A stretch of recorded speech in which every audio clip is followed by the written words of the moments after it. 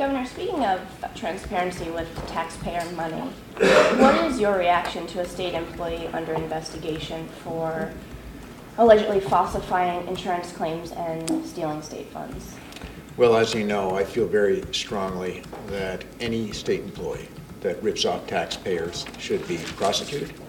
And obviously, we should do everything in our power not only to get that money back, but to ensure that that employee is punished. I'm not going to speak too specifically about the case that you're raising because, as you know, it's under investigation and I can't. All I can tell you is that my track record as governor is that when we find state employees who are dishonest and who are ripping off taxpayers, we find them, we prosecute them, and we get the money back. How does this happen in an era after the Deegan investigation and changes made there?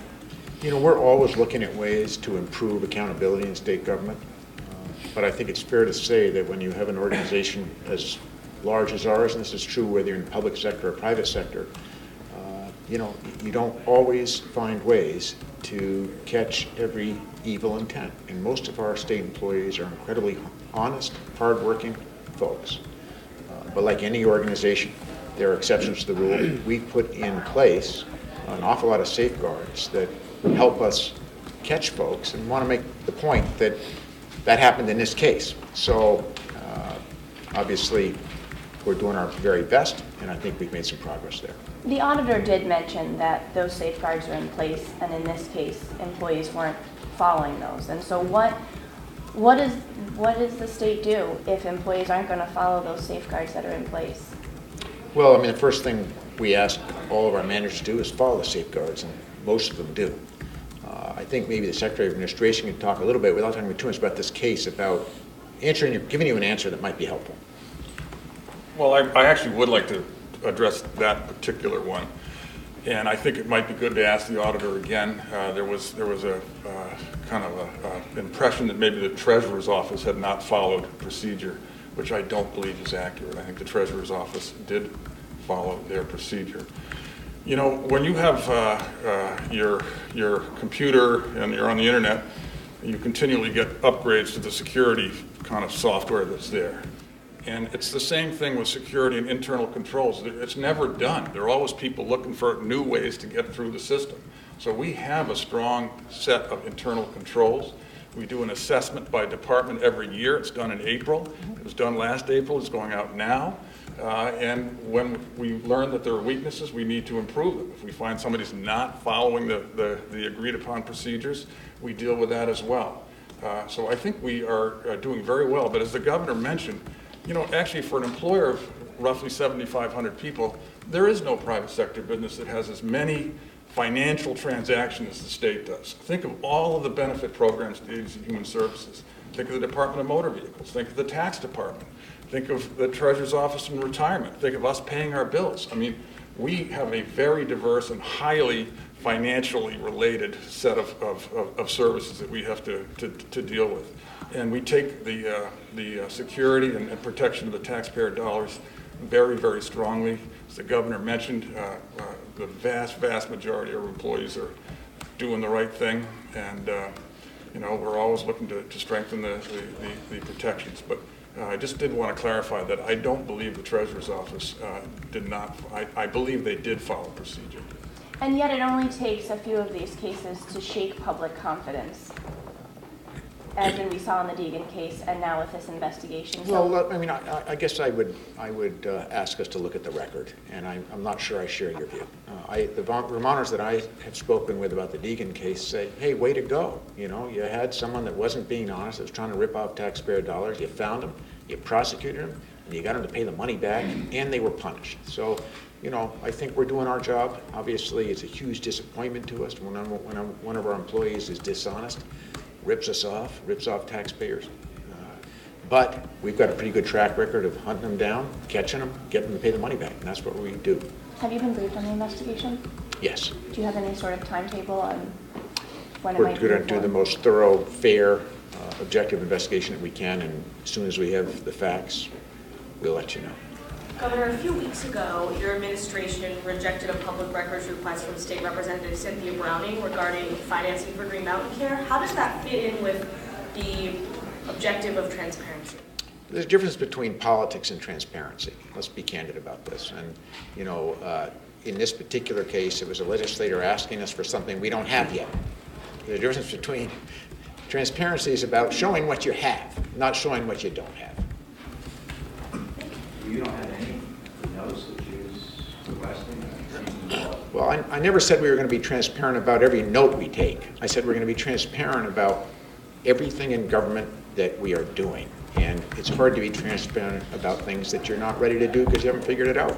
Are you as committed to acting on the state's poor transparency rating as we have been with the fiscal transparency? Say that again? My understanding is that the Sunshine Review does not consider Vermont's transparency laws to be among the strongest when it comes to freedom of information. Are you as committed to working toward a high-level grade in that as you have been with fiscal transparency? As you know, I believe in transparency, and we want to have the most transparent government we possibly can in every respect. How about your own schedule? Would you be willing to release that each week after the week? I'm going to continue to do what all governors have done in terms of schedule, which is we always release whatever public events I do. Well, why not release your full schedule? I mean, just in the interest of Well, transparency, you have that data that's available. Right. After it happens, it wouldn't have any security Yeah. implications.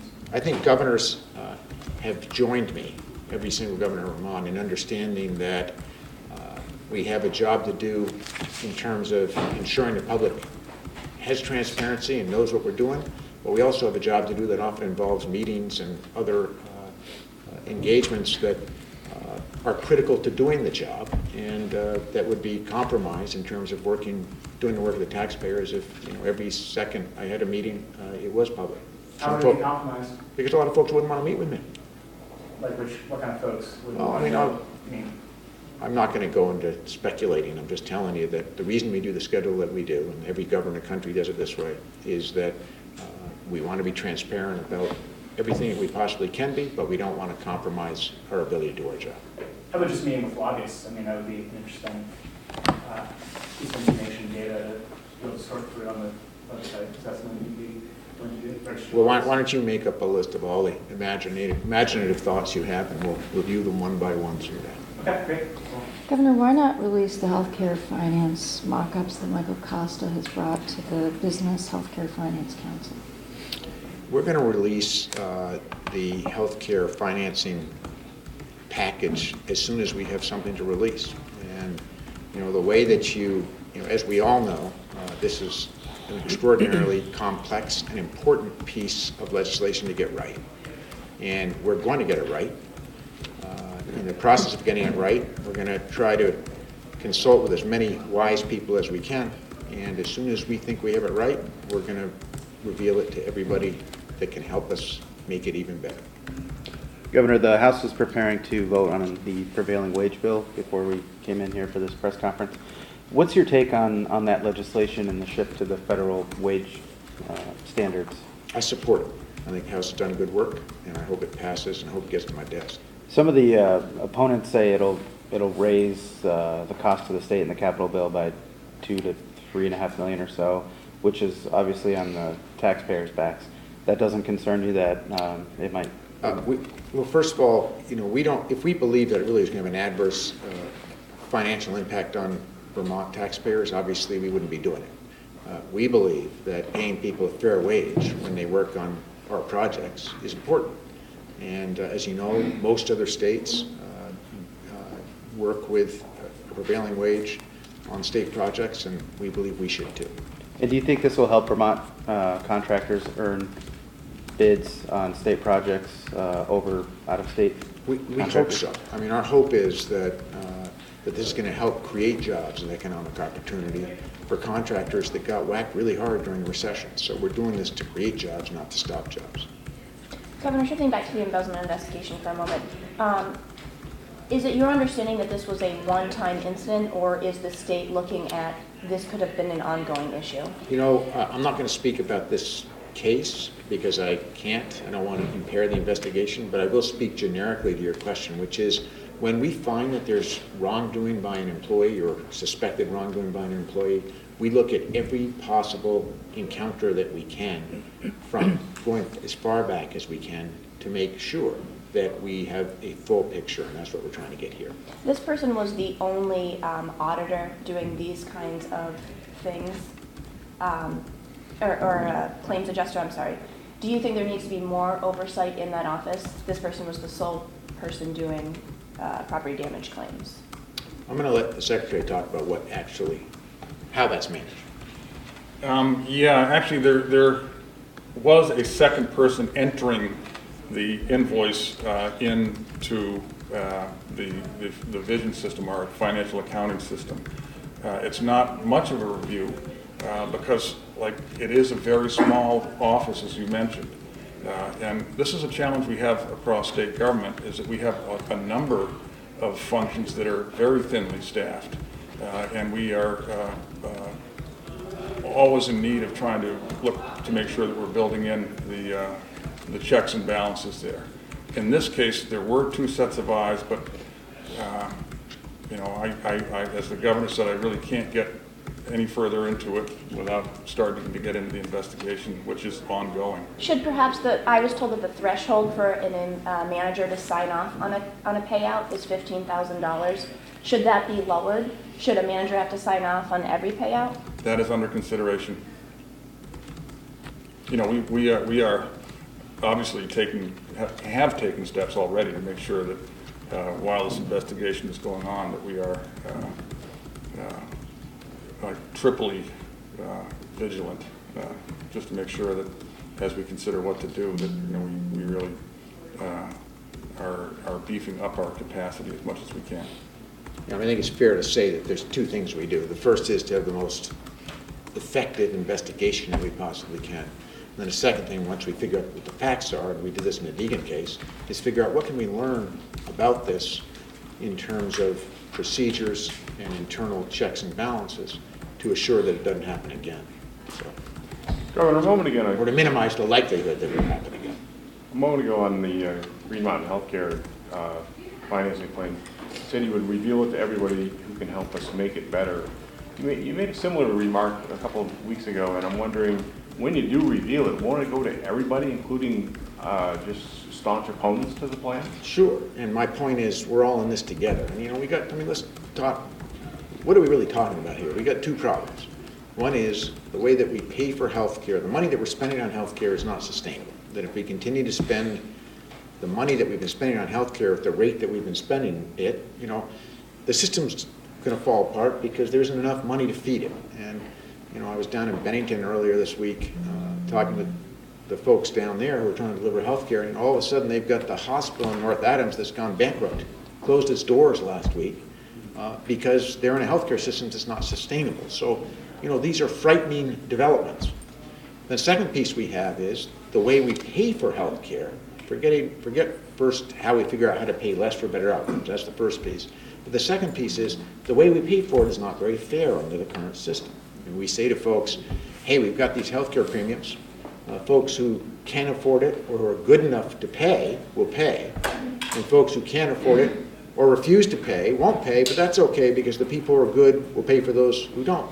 But Governor, why not? So that's a system that we think needs to be fixed. And as soon as we have this figured out, we're going to share it with everybody and invite everybody who has an idea to help take a look at it and say, hey, are there areas this could be improved, areas it could be better, and so forth.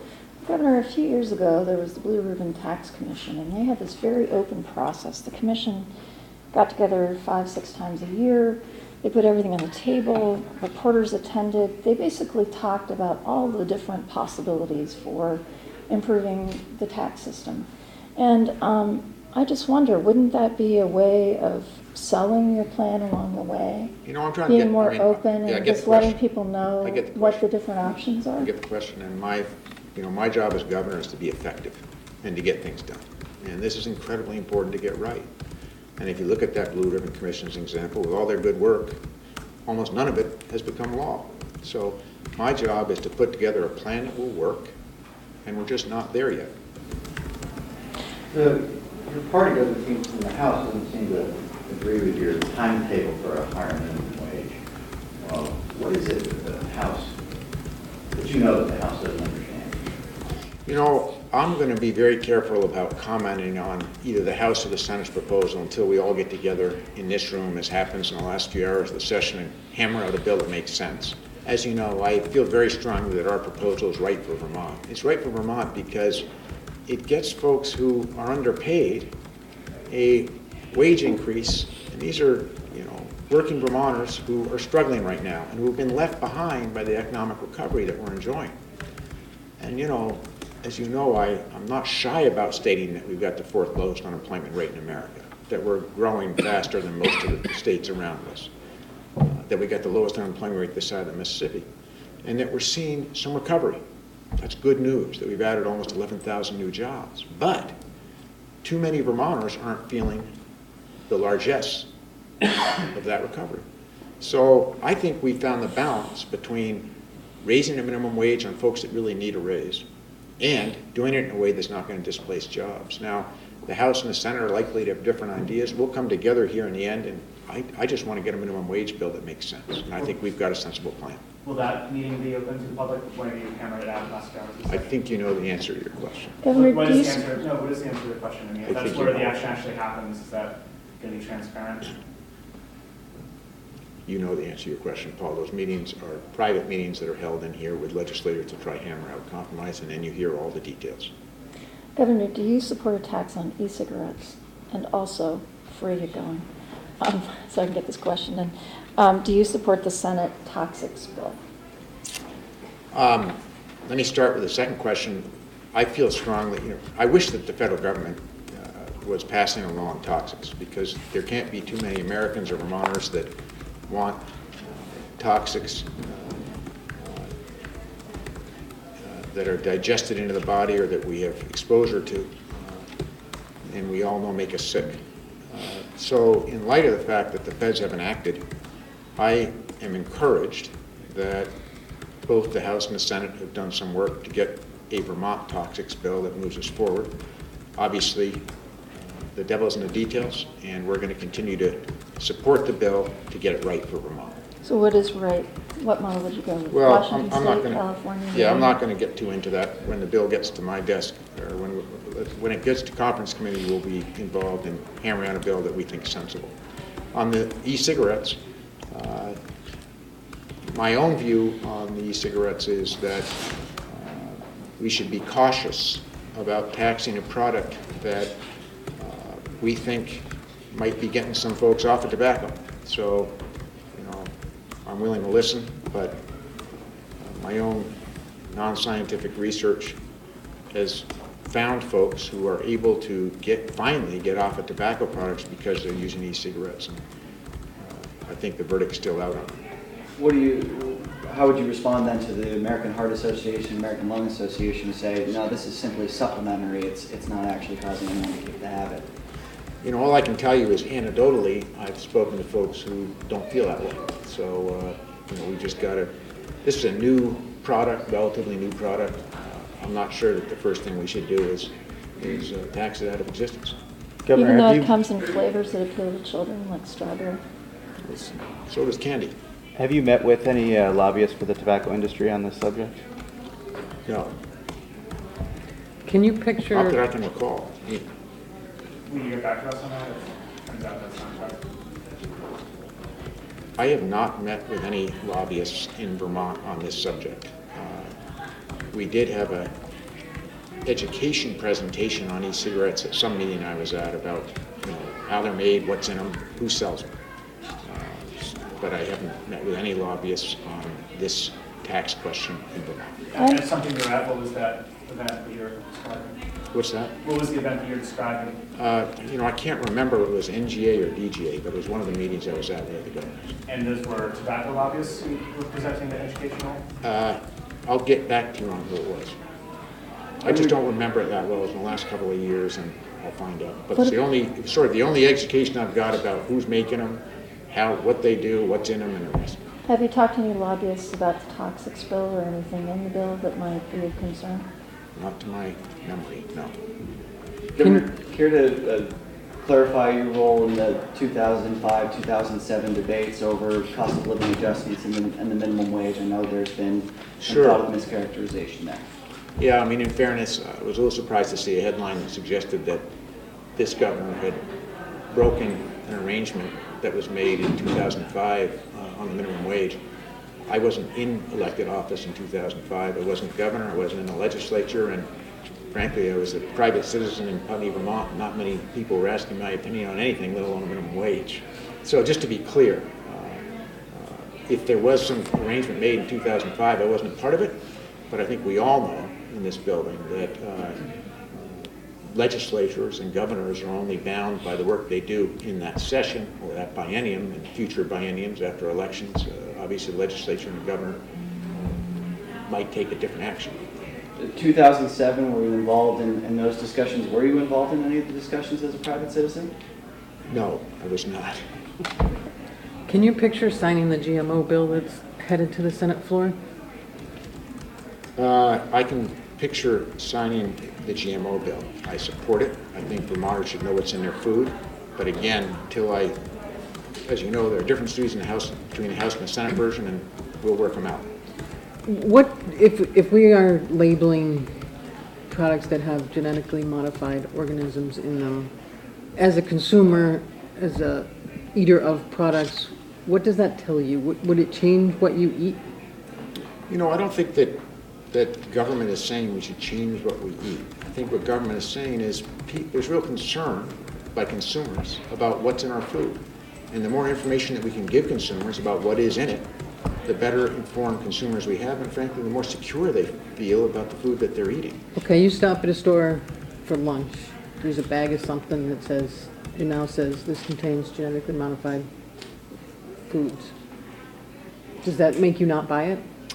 I think it depends upon the consumer. All we're saying is, me personally, Mm-hmm. you know, I'm not going to think too much about that. I usually don't have time to read what I'm eating. In fact, these days I hardly get time to eat at all. But I think for Vermonters it means that they know that they're going to be able to know what's in their food. And, you know, I think there's pretty broad consensus in Vermont that that makes sense. Other states have joined us. I think the more states that join us, the sooner we'll actually have the federal government take a 50-state strategy, which would be the best outcome for all of us. But I think Vermont should play a role in ensuring that Vermonters know what's in their food, what they're eating. Consumers have a right to know. You've been worried, though, about the liability question, and what you had previously stated you wanted a trigger. The Senate bill doesn't have a trigger. It has a date certain when it takes effect. If you sign a bill that does not have a trigger, that does not hinge on other states running? You know, I'm not going to comment too much. As you know, I tend not to comment about what I will sign and what I won't sign until I actually see the bill. All I can tell you is I'm confident that between the House version and the Senate version, we can come up with a sensible bill for Vermont. Okay, thanks. Thank you.